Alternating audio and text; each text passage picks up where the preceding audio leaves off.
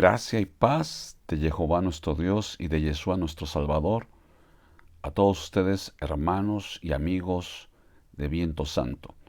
Continuamos con nuestro estudio de fundamentos y hoy corresponde nuestra tercera doctrina. Vamos a leer lo que dice la carta a los Hebreos en el capítulo 6, verso 1 y 2. Por tanto, dejando ya los rudimentos de la doctrina de Cristo, vamos adelante a la perfección, no echando otra vez el fundamento del arrepentimiento de obras muertas, de la fe en Dios, de la doctrina de bautismos, de la imposición de manos, de la resurrección de los muertos y del juicio eterno. Nuestra tercera doctrina es la doctrina de bautismos. El autor usa en plural la palabra bautismos porque en la Biblia existen diferentes tipos de bautizos o bautismos. El bautizo es una doctrina muy importante que todo creyente debe entender su significado.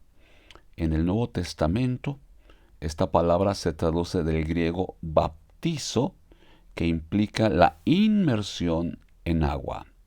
En el Antiguo Testamento se utiliza la palabra hebrea mikveh y significa también inmersión, lavamiento. También es una referencia a la pileta donde se hacía la inmersión, la mikvah. Así que llamémoslo bautizo o mikveh, es exactamente lo mismo. La Biblia habla de 5 diferentes tipos de bautizos. Número 1, bautizo de purificación. El bautizo de purificación tiene su origen en la Torá y es llamado mikveh en hebreo.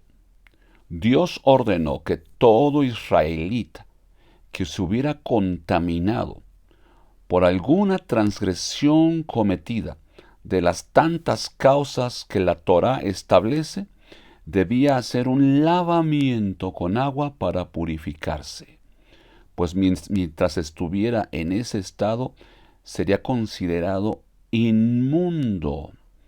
Este mikveh o lavamiento aún era practicado por los primeros cristianos, como lo vemos en el libro de los Hechos. No debemos de olvidar que los primeros cristianos eran israelitas, guardadores de la Torá. Vamos a leer en el libro de los Hechos, capítulo 22, versos 24 y 26. Tómalos contigo, purifícate con ellos y paga sus gastos para que se rasuren la cabeza. Y todos comprenderán que no hay nada de lo que se les informó acerca de ti, sino que tú también andas ordenadamente guardando la Torá. Entonces Pablo tomó consigo a aquellos hombres y al día siguiente, habiéndose purificado con ellos, entró en el templo para anunciar el cumplimiento de los días de la purificación, cuando había de presentarse la ofrenda por cada uno de ellos. A su regreso de su tercer viaje misionero, Pablo compareció ante el consejo de la iglesia y los ancianos le dijeron que había muchas acusaciones en su contra de que no estaba guardando la Torá.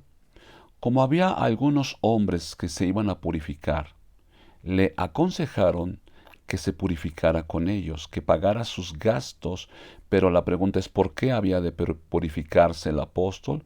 Porque venía de estar en medio de los gentiles y de acuerdo a la Torá, esa era una de las tantas causas por las que se consideraba que la persona quedaba en estado de inmundicia. Por tanto, ante la Torá él tenía que purificarse y así él podría demostrarles a sus acusadores que no había nada de lo que le estaban achacando, sino que él estaba guardando la Torá. Número 2. El bautizo de arrepentimiento. Este es el bautizo que predicó Juan el Bautista, hijo del sacerdote Zacarías. Vamos a leer lo que dice Lucas capítulo 3. Y él fue por toda la región contigua al Jordán, predicando el bautismo del arrepentimiento para perdón de pecados, y decía a las multitudes que salían para ser bautizadas por él: Oh generación de víboras, ¿Quién os enseñó a huir de la ira venidera? Haced pues frutos dignos de arrepentimiento.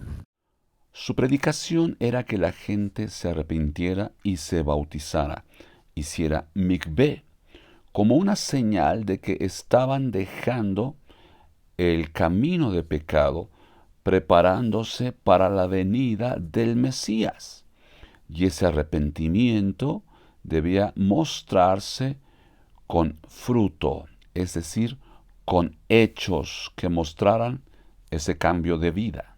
Número 3. El bautizo de identificación. Vamos a leer lo que dice la carta a los Romanos, capítulo 6, verso 3 y 4. ¿O no sabéis que todos los que hemos sido bautizados en Cristo Jesús, hemos sido bautizados en su muerte? Porque somos sepultados juntamente con Él para muerte por el bautismo, a fin de que como Cristo resucitó de los muertos por la gloria del Padre, así también nosotros andemos en vida nueva.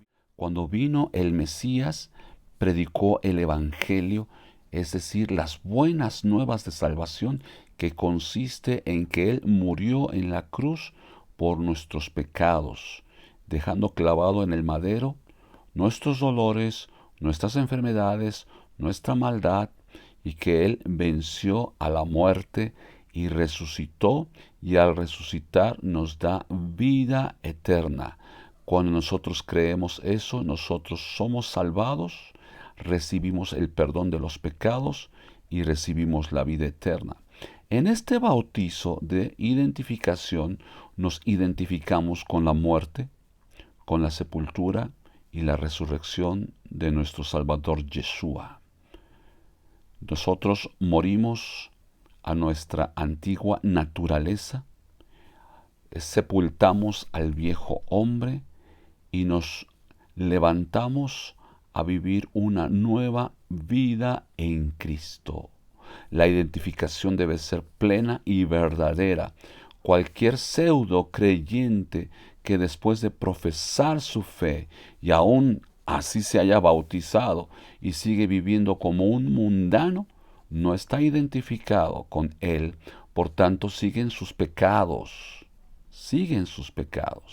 y en su inmundicia no tiene salvación, no tiene vida eterna y no entrará en el reino de los cielos. Como dice el apóstol Pedro, el perro vuelve a su vómito y la puerca recién lavada a revolcarse en el cieno.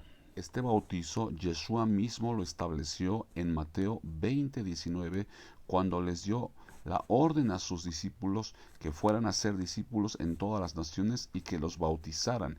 Y de acuerdo al Mateo en hebreo, debían bautizarlos en su nombre. Punto número 4. El bautizo del Espíritu Santo. Este bautizo fue profetizado por Joel aproximadamente 800 años antes de Yeshua, según algunos eruditos, y lo dejó plasmado en el capítulo 2 de su libro. Vamos a leer Joel 2, 28 y 29. Y después de esto derramaré mi espíritu sobre toda carne y profetizarán vuestros hijos y vuestras hijas. Vuestros ancianos soñarán sueños y vuestros jóvenes verán visiones. Y también sobre los siervos y sobre las siervas derramaré mi espíritu en aquellos días. Esta profecía se cumplió en el día de Pentecostés, en la fiesta de Shavuot, 50 días después de la resurrección de Yeshua. Yeshua enseñó a sus discípulos acerca de esta profecía y les dijo que debían esperar su cumplimiento. Y estando juntos les mandó que no se fueran de Jerusalén, sino que esperasen la promesa del Padre, la cual les dijo: oísteis de mí, porque Juan ciertamente bautizó con agua, mas vosotros seréis bautizados con el Espíritu Santo dentro de no muchos días. Les enseñó que no podían comenzar a cumplir con el ministerio que les había encomendado hasta que fueran llenos del poder del Espíritu Santo. Pero recibiréis poder cuando haya venido sobre vosotros el Espíritu Santo, y me seréis testigos en Jerusalén, en toda Judea, en Samaria y hasta lo último de la tierra. El bautizo del Espíritu Santo significa ser completamente inmersos en Él o ser llenos completamente de Él. Y esto nos llena de su poder, nos llena de su unción, capacitándonos totalmente para cumplir con la obra del ministerio, predicando el Evangelio con la manifestación de señales, prodigios, milagros, sanidades, en el nombre de Yeshua. Punto número 5. El bautismo de fuego. Juan el Bautista reveló que el Mesías sería quien nos bautizaría con el Espíritu Santo y fuego. Leamos lo que dice Lucas 3:16. Respondió Juan diciendo a todos: Yo a la verdad os bautizo en agua, pero viene uno más poderoso que yo, de quien no soy digno de desatar la correa de su calzado. Él os bautizará en Espíritu Santo y fuego. Pero ¿en qué consiste este bautismo? Para entenderlo vamos a ir a Mateo 20:21, cuando la mamá de Jacobo y Juan se presenta delante de Yeshua para pedirle que ordenara que en su reino sus hijos se sentaran uno a su derecha y otro a su izquierda. Y Yeshua confrontó a los dos hermanos y les dijo: Entonces Yeshua respondiendo dijo: No sabéis lo que pedís. ¿Podéis beber del vaso que yo he de beber y ser bautizados con el bautismo con que yo soy bautizado? Y ellos le dijeron: Podemos. Él les dijo: A la verdad de mi vaso beberéis, y con el bautismo con que yo soy bautizado seréis bautizados. Pero el sentaros a mi derecha y a mi izquierda no es mío darlo, sino aquellos para quienes está preparado por mi Padre. Yeshua está confrontando a Jacobo y a Juan, diciéndoles si ellos eran capaces, y lo voy a decir con otras palabras, si eran capaces de soportar el sufrimiento que él mismo iba a tener, a lo que ellos respondieron: podemos. O sea, somos capaces de hacerlo. Así que el bautismo de fuego no consiste en ningún tipo de ritual o ceremonia, sino en un proceso de perfeccionamiento del creyente por medio y a través del sufrimiento. El fuego es un símbolo de la prueba que Dios permite que venga a sus hijos para perfeccionarlos. Yeshua, nos dice la Escritura, fue también perfeccionado por medio de las aflicciones.